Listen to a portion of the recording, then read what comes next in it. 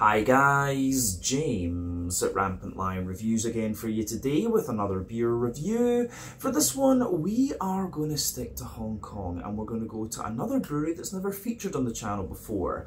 Now, these guys are a brewery that are actually quite familiar to me. The main reason they haven't featured on the channel thus far is that I didn't have all the information I wanted for the brewery history section, but thankfully now we have that and I've got a few beers that I can review from these guys over the next couple of weeks.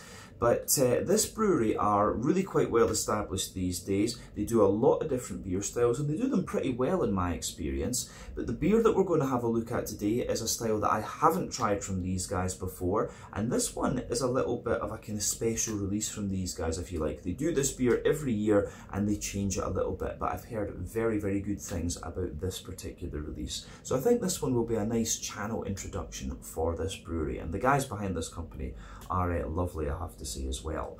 But yeah, let's crack on and see what this beer is going to have in store for us. Hopefully it's another good one. Hopefully it makes for an interesting review. Hopefully it's a fitting introduction for this brewery on the channel as well. And hopefully you guys enjoy my take on this beer as well. So yeah, for this review then, we are going to head a little bit to the kind of northeast of me here in Kowloon to an area called Sampo Kong. And that means that we're going to have a look at my first beer on the channel from Deadman Brewery. So this particular beer is called Holy Moly. It comes in at 10% ABV.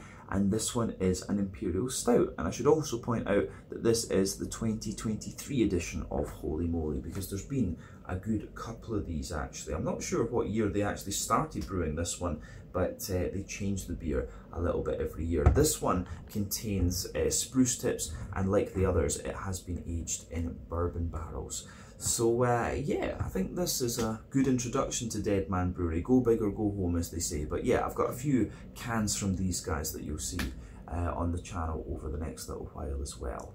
But yeah, let's crack on and see what this beer is going to have in store for us. I've heard very good things about this one. So yeah, as always with my reviews, I'll tell you a little bit about the brewery before we taste the beer. If you want to get straight to the tasting though, just fast forward.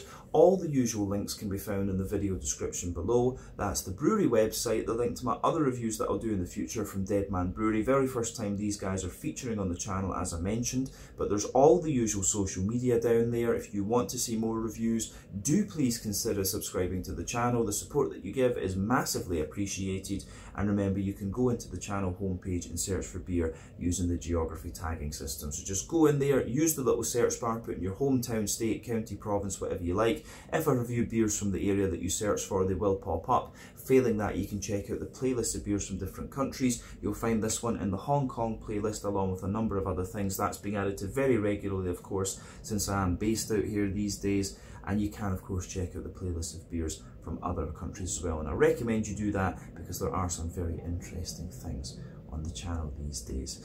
But yeah, let's go on to my brewery notes then to tell you a wee bit about Deadman Brewery for the first time. So Deadman Brewery, as I've mentioned to you already, are based in the Sampo Kong area of Kowloon, which is quite close to the Diamond Hill MTR station if you want to go there. But the brewery was founded back in 2018 by Jerry Ko and Sherman Chan. So both of these guys are Hong Kongers and they were old school friends that used to play basketball together very often. So Sherman had a sports bar, or still has a sports bar I should say, in Kwun Tong, which is called the Stadium, and he discovered craft beer through the salespeople that supplied him, and he was basically just looking for something more interesting to serve in the bar, and so he started to go down the kind of craft beer rabbit hole. But Jerry was apparently exposed to craft beer while studying in Canada, where he was studying veterinary science, but this prompted him to start home brewing, and he used to do this on his rooftop apparently. But then when he was back in Hong Kong, he bumped into an old friend on a tour of Lion Brewery, and this friend was interested in starting his own brewery, and things went from there. And this friend was Sherman. So yeah, Jerry and Sherman were kind of reunited after a couple of years. But the brewery apparently is named Deadman because they say that everyone in Hong Kong is a dead man working their arses off basically, so they thought this was good inspiration for the name. But this plays into the brewery's kind of skull imagery. You can see it a little bit on this one, but you can see it more on the actual kind of wax cap of the beer. But yeah, I like that. I do like the Deadman skull. But yes, basically, yeah, the name Deadman and the image and things that you have with this one, it all kind of plays in together. But yeah, their symbol is a skull and the kind of zombie artwork that they have as well. But the first beer they produced was the Dirty Pale Ale, and this was released back in 2018, and it's still part of their core range today. But the current head brewer of Deadman Brewery is Jason Lee. He studied chemical engineering at Hong Kong University of Science and Technology, and apparently during this course he took a trip to a brewery in mainland China, and it was this that inspired him to become a brewer. So when he got home, he googled beer Hong Kong and Munzen appeared, so he joined them as their brewing intern in the summer of 2017, and then later he went on to work for Young Master, where he started in the packaging line and worked his way up to be a senior brewer. But he also started a brand called OCBD beer in 2020 with his friend Chung Ka Ming, and then he later joined Deadman as their head brewer in July of 2020, and he is very, very highly rated. A lot of people here have been chasing him actually. So yeah, he is kind of one of the reasons why the Deadman beers have become so well respected over the last couple of years. But at the brewery they operate a 500 litre Chinese brew kit, and they're currently producing around 6,000 litres of beer per month, which translates to around 70,000 litres of beer per year. So they're still a fairly small operation in the grand scheme of things. But the beers were originally released in bottles. They switched to cans in 2020 after they purchased an American canning line, and apparently they are planning to open up their own bar at some point in the fairly near future. But over the years they've continued to develop new recipes and expand the brewery and their fermentation capacity and build on their sales, and the main man behind that aspect of the brewery is Ashwan Prabhu, who is known by everyone in Hong Kong as Deadman Ash. Lovely guy, and you'll have a very good time if you meet Ash. Actually, he is very, very nice. But the Deadman artwork, which isn't so obvious on this particular beer, I would say, you'll see it more on the cans when we review those, but the Deadman artwork is apparently the brainchild of Jerry, and the brewery workers basically have a few beers together, they brainstorm the name of it, the new beer that they create, and then the final sketch that Jerry does is passed on to a professional ghost artist who adds colour and finishes the idea, just makes it look a little bit professional before it's actually put on the beer itself. But as of June 2024, these guys have produced 60 different beers according to Untappd, and they will no doubt continue to increase that number as time goes on. But yeah, that's everything I can really tell you about these guys for the moment. As I say, we'll return to Deadman Brewery in the next couple of weeks and review a few of their beers. I think I've got 4 of them to review for you actually. A few different styles, 2 smoothies, a Pilsner and a double IPA. But yeah, I thought this is a good one to start with actually, since it's a style that I haven't tried from them before. But yeah, if you want to learn a little bit more about Deadman Brewery, of course you can check out the brewery website, you can follow them on Facebook and Instagram to keep up to date with all the latest goings on, and you can check out the Rate Beer, Untappd and Beer Advocate pages to learn a little bit more about all the different beers that they do. So yeah, let's go on and actually have a little look at the beer itself. So I'll just let you have a wee look at the artwork on this one before we open it up. So as you can see, this is Holy Moly Imperial Stout 2023. This one, yeah, artwork on this one, as I say, is a little bit different from the regular stuff that you'll find from Deadman. Maybe I should have done one of the cans as the first review so you would see the kind of typical artwork, but still, as I say, I really wanted to try this beer. But you can see silver top on this one. You can see on the wax seal the Deadman skull, as I showed you earlier. If it will focus on that, I think it's focusing on my face rather than that. But yeah, it tells you a little bit about the beer on the back. So it says, "Holy shit, every year our special edition Holy Moly gets sold out quick. Missed out on our 2020, 2021 and 2022 Holy Moly. Better grab a bottle before they're all gone again this year." What's so special about this year's 2023 Holy Moly? Besides the traditional oak aged bourbon barrels we added spruce tips to this Imperial Stout. Never dried, never dehydrated, fresh off the plant and straight into our brew. It's supposed to give our complex and unique Imperial Stout the freshest pine and citrus flavour. Don't know if it really worked, only one way to find out. So yeah, I like that. But yeah, this one is a ½ litre bottle, and it's quite unusual actually to get ½ litre bottles from the newer craft breweries in Hong Kong, in fact. So yeah, and it's kind of an unusual shape, this bottle, I have to say as well. I think it doesn't even resemble some of the German beers that you would get and things like that either. But yeah, a half-litre bottle, this one. This, I believe, cost me 100 Hong Kong dollars. So, or was it 110? Actually, I can't remember which shop I bought this one in because I've seen it in a few places. But yeah, I think this one cost me about 100 or 110 Hong Kong dollars. That's about £11 sterling, somewhere in the region of maybe like 11 or 12 euros and maybe like $12, $13 American, something like that. But yeah, 10% Imperial Stout, this one. Let's get it out into the glass and see what it's all about. So let me just make sure I get this. There we go. Opened quite nicely. A little bit of smoke on the opening as well. But yeah, let's get this beer out into the glass and see what it's all about. But yeah, this is one I've been wanting to try for quite a wee while. So, yes, anyway, I think we've got maybe 2/3 of the beer poured into the glass actually. But yeah, before the head disappears on this one, you can see that it's poured with about a half finger of a frothy, I would say medium tan head actually. Some bigger bubbles sitting on the surface of the glass, a few little foamier ones going up toward the, going up as you go further up the head there, but that head is fading away to be a kind of thin foamy layer and just leaving that kind of fluffier ring around the edge of the glass there. But yeah, in terms of what you'd expect appearance-wise from an Imperial Stout, this one's pretty much bang on the money. It's got that lovely ebony rosewood colour to it. If I shine the light through it, it's pretty much dark as night, to be honest with you. So remember, the colour of your beer depends on a few things. One, the type of malts that you use. This goes a long way to determining your EBC rating. Two, length of your wort boil is going to play a role, because the longer you boil the wort, the more the sugars caramelise and thus you get a darker coloured beer. But any barrel aging that you do or adjuncts you put into the beer will affect its colour as well. But yeah, when it comes to black beers like Imperial Stouts or Porters, it really is quite hard to affect the colour of those with barrel aging. But yeah, one or two bubbles sticking toward the side of the glass with this one, but really not much in the way of visible carbonation. But as I say, in terms of what you'd expect from an Imperial Stout, this one is pretty much bang on the money. So yeah, don't need to say any more about the appearance of this one. I think we can move on and have a wee look at the aroma. So yeah, looking forward to this. Ooh, yeah.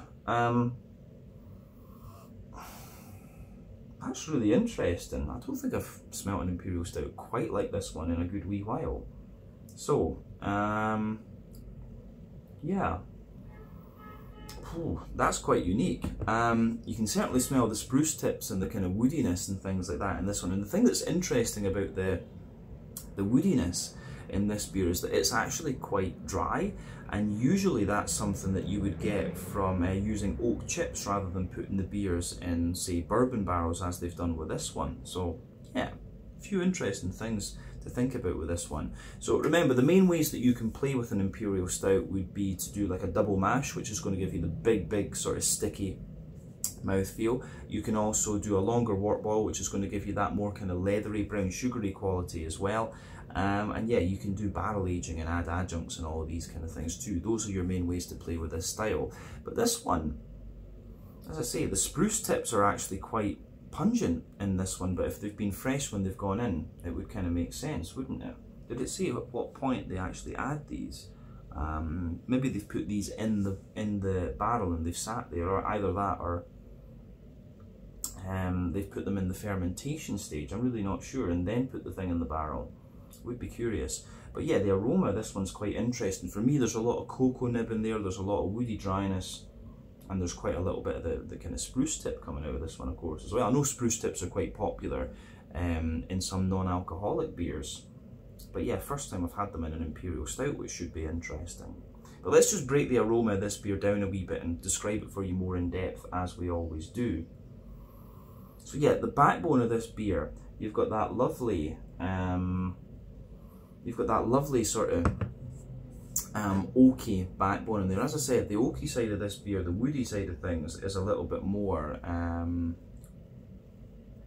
it's a little bit drier, I would say, as well. So yeah, you've got that kind of smooth oaky note from the barrel in there, but at the back of the nose it has a little bit more of the dryness, like there was kind of oak chips or something added in there. But yeah, you get a little bit of vanilla out of the wood as well. I'm guessing it's American oak that's used in this one, because it is bourbon barrels, and bourbon is from Kentucky for the most part in the States.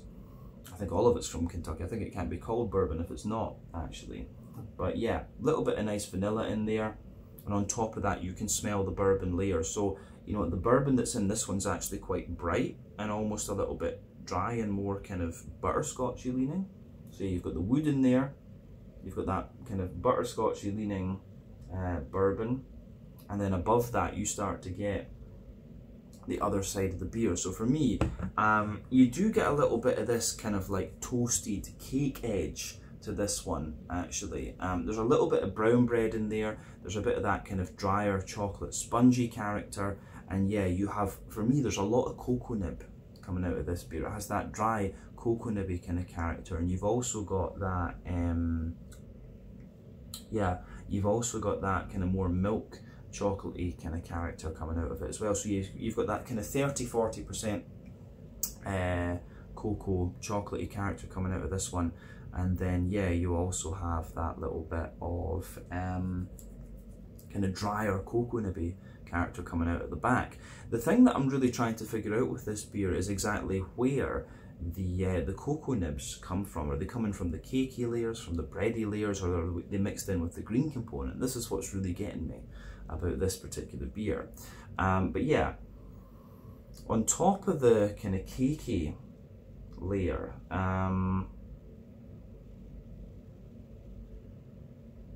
on top of that sort of cakey and cocoa nibby layer, you do start to get a wee bit of brown sugar out of this one. So there's a little bit of toastiness in there. So yeah, a little bit of a more toasty brown sugar. There's a little bit of leatheriness in there as well, as I say. And then yeah, you have a bit of like Werther's Original butter candy, butterscotch at this one. I don't think, it just says malt in here, but just going by the aroma of this one, I think there's a lot of oats in this. It reminds me of a number of the stouts that I've had that have been quite oaty leaning, and I wouldn't be surprised if there's wheat as well in this, because look at how well, the head obviously disappeared a little bit, but look at how well the outer ring on this beer is being retained as well. That's usually a sign that a stout has wheat in it when it does that. But yeah, very oaty. You can smell the big creamy sort of oaty character in this one. And as I say, I suspect there's probably a little bit of wheat in there too. One or two kind of nutty notes coming out of the beer too. And what do we say? No, I don't know if hazelnut's right, but there's definitely nutty character to this one at the same time. But yeah, the aroma of this one is quite unusual because of the spruce tips, of course. But otherwise, I think underneath it's quite a big, smooth, sort of creamy, oaty imperial stout, this one. So yeah, we'd probably be talking about this beer being a milk stout or a sweet stout if it wasn't for the spruce tips, I reckon. But yeah, on the hoppy side of things then, with this beer being barrel aged, of course, a lot of the hoppy character will kind of drop out during that process. But I don't think it's more than 12 months that this beer has been barrel aged, of course. But yeah, for me, you still get a little bit of the green component in this one. You could age this beer a little bit more, and then more and more of the hops would drop out, of course. But there's a little bit of earthiness in there. There's a little bit of a kind of herbal character, of course, as well. And then you've got some really nice, there's a little bit of floral character, and also some really nice grassiness as well.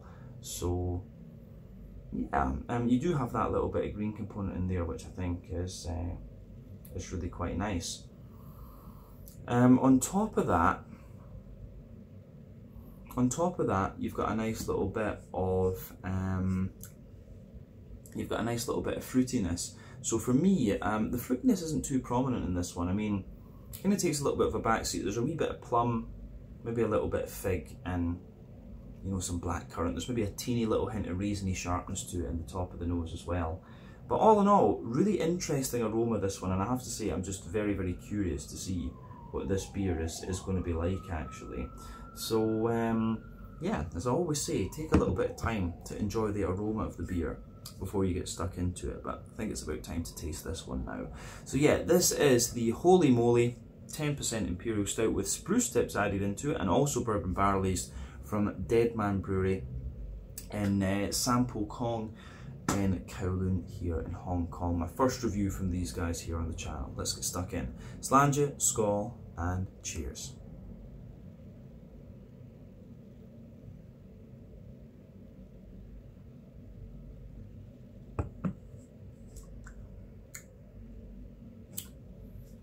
Ooh, that's quite interesting. I'm going to say straight away, it's kind of, you know, it's unconventional, this beer, just the way the flavour profile goes together, but it works. It does work, actually. It's almost just like a very kind of fresh, yeah, it gives you, in the aftertaste, it gives you everything you'd expect from the, from a sort of, you know, more oaty, wheaty, smooth, creamy Imperial Stout, without being, you know, too pastry-like or whatever, but it just has that wee bit of freshness to it from the spruce tips.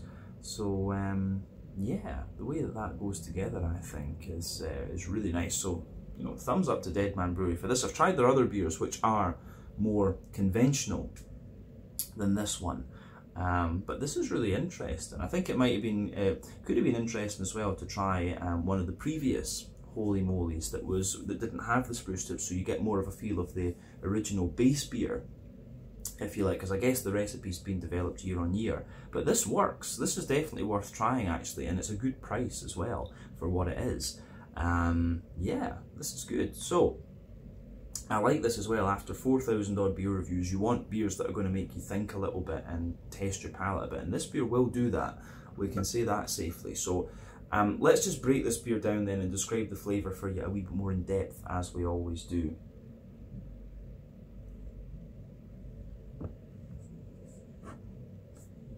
So, yeah, middle third of your palate then. The backbone of the beer is, of course, that smooth, oaky backbone from the bourbon barrel in there, so you can feel that.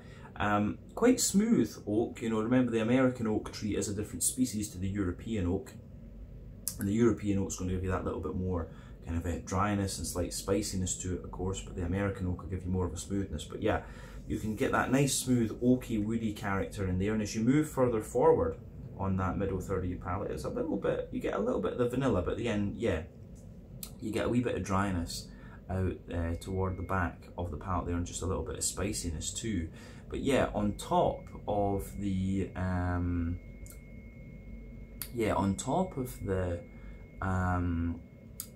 the wood, you start to get the kind of spirit layer. So the spirit that you get in this one, the bourbon itself,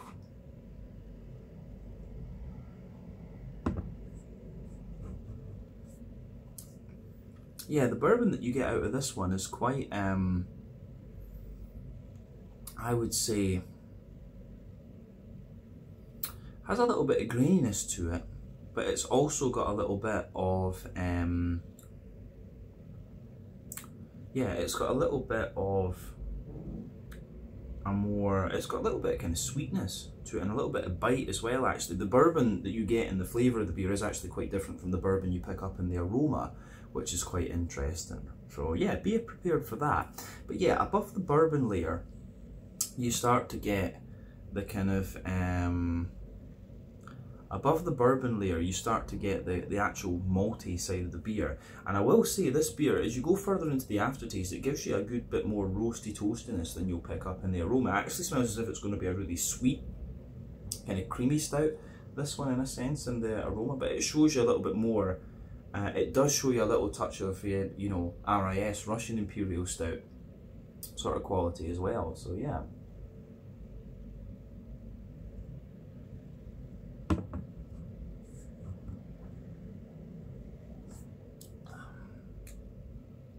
So, yeah, above that kind of spirit layer then, and I think the bourbon actually sweetens up a little bit the more that you drink the beer. It maybe has a very slight citrusy edge to it as well. But yeah, roasty, toasty, well-fired bread crust above that. maybe a little tiny hint of like a toasty rye bread or something, then yeah, you've got quite a little bit of wholemeal brown bread as well. And then above that layer, you start to get like a more kind of chocolate sponge cakey type thing. So yeah, the way all of that goes together, I think, is quite interesting. The multi-layers in this beer are interesting. So within the bready and the kind of cakey layer, you start to get a little bit of nuttiness, and the nuttiness lingers there into the aftertaste. I would maybe want to say walnuts, actually, on reflection. I think maybe a little bit of walnut in this one. But yeah, above the kind of chocolate spongy layer, you get the brown sugar and the cocoa nib. So yeah, you have this layer of kind of chocolatey character, and at the back of that, the layer at the back of that, the part of that at the back of that middle third of your palate, you've got all these kind of dry cocoa nibby notes in there. It's got a little bit of a kind of more toasty character to it as well. And yeah, as you come further forward, you can feel the chocolate mellows out. Remember, more dry and bitter flavours come out further back on the palate, more sweeter flavours come out further forward from that.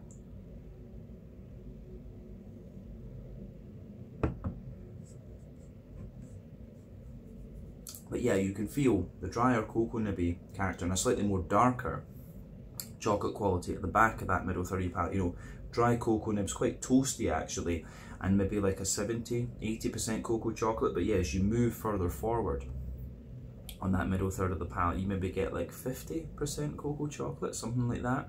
So yeah, above that though, you start to get the brown sugar. So you can feel there's a toasty brown sugary layer in this one. So yeah, a little bit of a toasty brown sugary layer. Then you've got a more kind of leathery brown sugary quality to it as well. And then in the dead centre of your palate, you can feel that nice, kind of circle there, which there's I don't really want to say there's treacle and molasses to this one because it's not quite sweet enough, but yeah, you definitely get a little bit of that boozy bite there. So yeah, toasty brown sugar, a more leathery brown sugar. You know, do we get such a big sweetness in the middle of the palate here?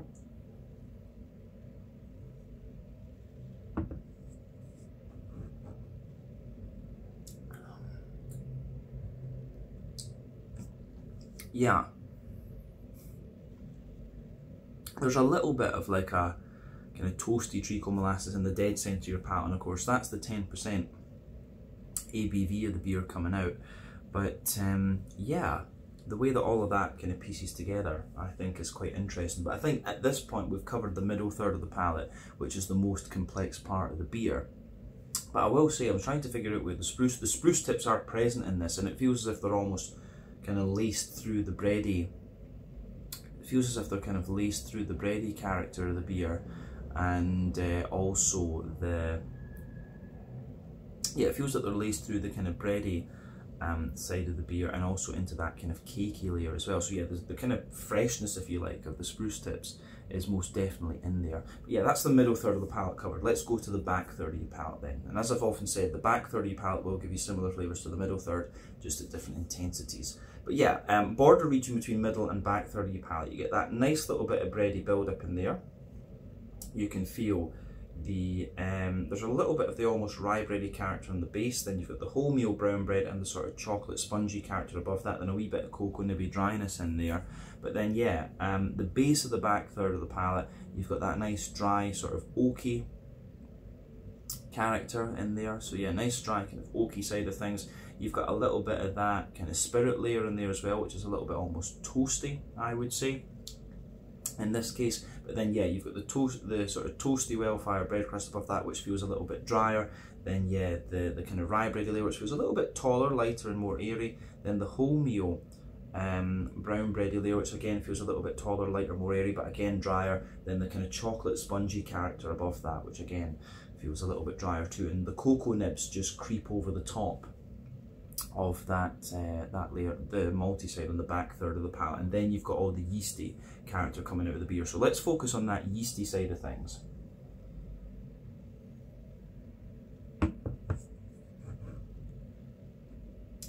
So yeah, the yeasty side of this beer, for me, it almost has a little bit of like a slightly tiramisu type quality to it, the yeasty side of things, yeah. On the back third of your palate, yeah, you can feel in the centre, you can feel that more kind of wholemeal brown bready character out of this one. Then around the edge, it has a little bit more of like a kind of dark chocolate sponge or something like that. And then yeah, the very edge of the yeasty character feels a little bit more sort of toasty and well fired, if you like. So yeah, brown bread in the middle, more, yeah, toasty, well-fired bread crust around the outside, but a wee bit of like a almost coffee or dark chocolate sponge there. So yeah, brown bread, dark chocolate, coffee sponge, and then a bit of toasty, well-fired bread crust. So yeah, the back third of your palate, you can feel the flavour is taller. Then as you move further forward into the middle third of your tongue, it just kind of condenses down and squashes together that little bit more. So yeah, that covers the malty and yeasty and adjuncty side of this beer, I think. So onto the green component. As I said earlier, quite a bit of the green component will have dropped out of this one because it is a barrel-aged imperial stout. But yeah, on the edges of the palate, you do still get some remnants of green component in there. So a bit of earthiness in the back corners of your palate, and as you move further forward from that, it's a wee bit herbal, and the herbal quality actually is quite smooth, and that spreads fairly far forward. But then yeah, nice little bit of floral aromaticity on the front corners of your palate, and then round the front curve of the tongue, it's a little bit lighter and more grassy, I would say. So yeah.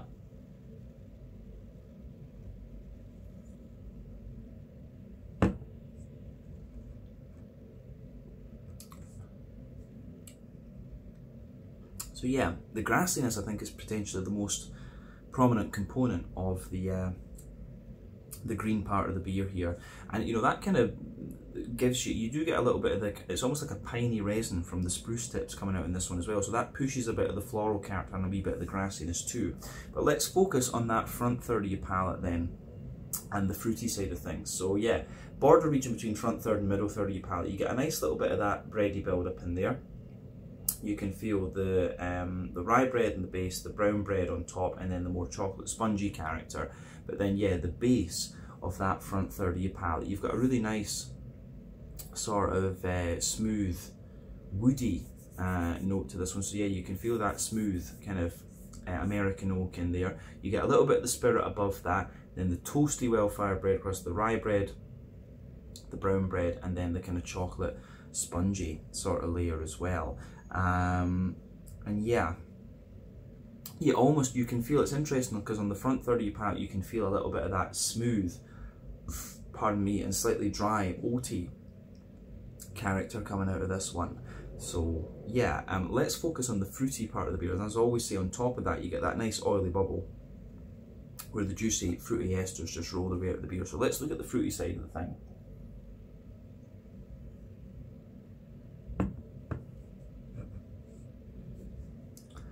So yeah, the fruity side of this beer, for me, when you take the beer in, you do get a little bit of this kind of sweet, oily, juicy, plum kind of character coming out of it. So yeah, the kind of juicy plum notes that come out of the beer, they kind of disappear quite quickly with this one. So yeah.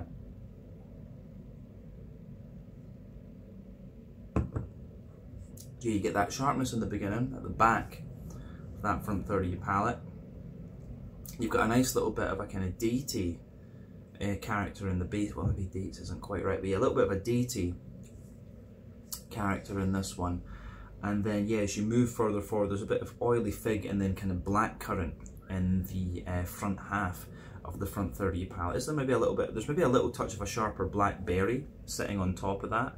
But yeah, the way that all of that goes together, I think, is really quite nice. So yeah, it's an interesting beer, this one. As I say, the spruce tips become more and more prominent in this one going out, so it could be considered a little bit of an acquired taste in that regard. So yeah, I think this is a beer that maybe you, I quite like this one, and but I think, you know, it probably is a beer, if you buy a bottle of this, you're probably going to want to share it with a friend. Which is what I'm going to do, of course. But yeah, just be aware of that one. The sort of spruce tippy character in this one can get quite prominent later into the aftertaste, and the beer does start to lean more towards that kind of roasty, toasty Russian Imperial Stout quality later on as well, the more that you drink of this one. But it's an interesting beer, this, and I would be curious to try a version of this one without the spruce tips to see how that was as well. But yeah, I think that's everything we need to say about the flavour of this beer. Let's round off with a wee look at the mouthfeel. So for me, mouthfeel wise,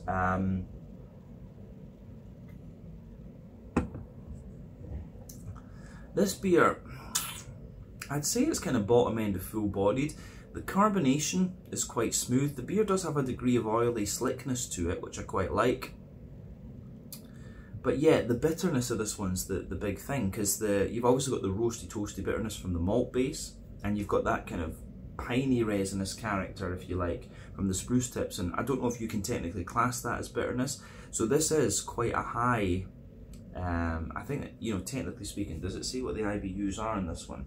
I would say this beer, it gives the impression of quite a high IBU, you know, sort of 70, 80 IBU, something like that. So you get the toastiness in there, but as I say, that kind of piney resinous character from the spruce tips.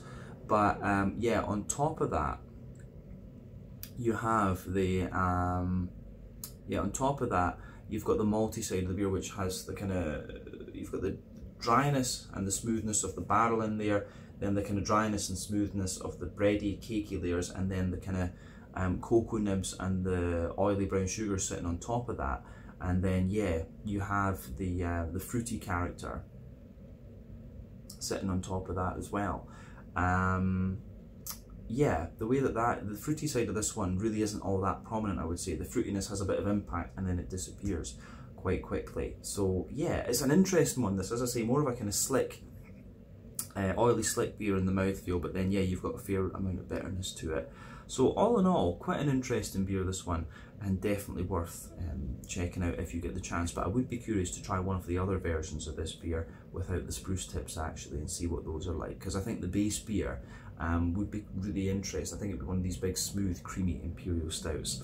But yeah, I think we can leave it at that for this one. This was the 2023 edition of the Deadman Holy Moly, a 10% Imperial Stout with spruce tips added to it, and also bourbon barrel aged. So yeah, that's the end of our first review of a Deadman beer. So once again, thank you for watching my beer reviews. Until the next time, please like, subscribe, share, all the usual YouTube stuff. Let me know your own thoughts on this beer in the comments section below. Let me know what your favourite beers are from Deadman Brewery as well. And we will be returning to these guys again at some point very, very soon, because we've got a few good beers to review from them too. But until the next time, check out my social media, check out Deadman's social media, and I'll see you guys in another review. Slàinte, skål, and cheers.